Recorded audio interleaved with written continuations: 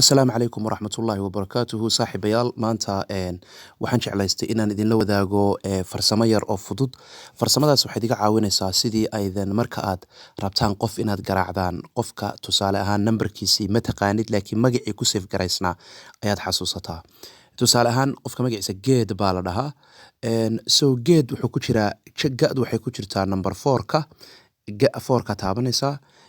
E'duna waxay ku jirtaa number 3 haddana 3 kala taabanaysaa wuu kuu soo baxaya.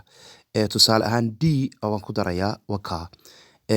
Hadhowto saasuu kugu soo baxaya. So waxaad dhihi kartaa tusaale ahaan haddeer waa kan geed wakaa saasuu soo baxaya. Marka numberku ku jiro tusaale ahaan waxaa la dhahaa taayir waxaa la dhahaa cali waxaa la dhahaa muuse. Lixdoo kale muuse haddaa rabto lix waxay ku jirtaa emta ku jirta 8 kana u'da ku jirta haddana 8 baa taabanaysaa haddana sidoo kale esta 7 ka taabanaysaa haddana e'da waxaa taabanaysaa number 3. Saa daraaddeed waxay kaa caawinaysaa farsamadani inaadan marna qof garaacinba oo aadan muxuu ahaa telefoonkiisii aadan raadin oo maanta oo dhan ku barbaarin just nambaradii uu ku qornaa.